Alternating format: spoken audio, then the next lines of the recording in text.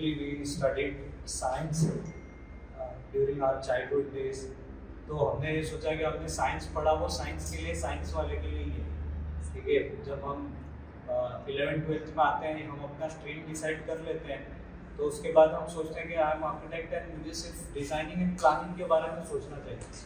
But being an architect, being an engineer, हमको हर एक को अपनी फील्ड को साइंस एंड R&D से रिलेट करना चाहिए। And we live in India.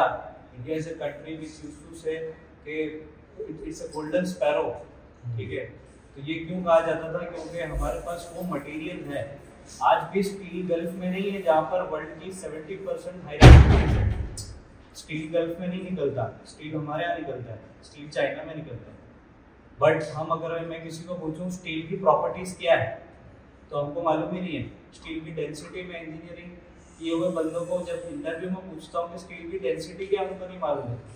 RCC reinforce concrete structure कैसे बनता है, क्या डेंसिटी, क्या प्रॉपर्टीज है, क्या प्रोज एंड कॉन्स है।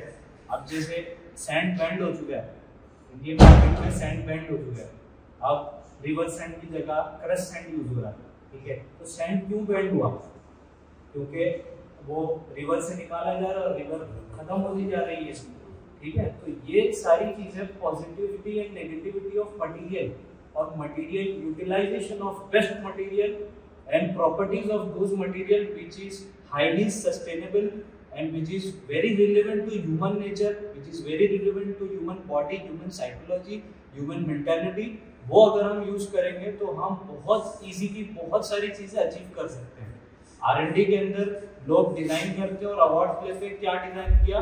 तो रिफ्यूजी कैंप्स डिजाइन किया, जो कि मतलब आज हम बिल्डिंग डिजाइन करेंगे तो 1500 रुपीज पर स्क्वायर फीट हम रेट कोट करेंगे, उसने 500 रुपीज में डिजाइन करके बिल्ड करके दे दिया। तो लोगों की ये रिक्वायरमेंट है। हमारे इंडिया में कई इलाके ऐसे जहाँ टॉयलेट्स ही नहीं है, हमने खुद टॉयलेट का 3D मॉडल बनाया, ठीक है। तो टॉयलेट पर हम करोड़ों रुपए कमा सकते हैं अगर हमने ऐसा टॉयलेट बनाकर दे दिया जो कि सस्टेनेबल डेवलप्ड है, जिसमें कोई सर्विस की और ऐसे कोई मटेरियल की रिक्वायरमेंट नहीं है जो आगे खराब हो जाए या टूट जाए, अगर हमने दिमाग लगाया उसके अंदर। तो इंडियन आर्किटेक्ट और इंडियन आर्किटेक्ट्स के लिए, इंडियन डिजाइनर्स के लिए ये काम बहुत ईजी है, क्योंकि हमारे पास इतने सारे मटेरियल है जो कि हम यूज करके इस तरीके की चीज़ों को। बट ये है कि साइंस को मालूम करना जरूरी है, बायोलॉजी को मालूम करना जरूरी है। तो ऐसा नहीं कि आर्किटेक्ट है तो मेरा तो फील्ड ही नहीं है, स्ट्रीम ही नहीं है, मैं वो क्यों देखूँ, क्यों सोचूं। बल्कि हम सब R&D में इन्वॉल्व है। मतलब जैसे हमारे डिटेलर ड्राफ्ट्समैन है, ये भी एक R&D में लगे हुए, आर्किटेक्ट ये भी एक R&D में। तो everyone is the part of society.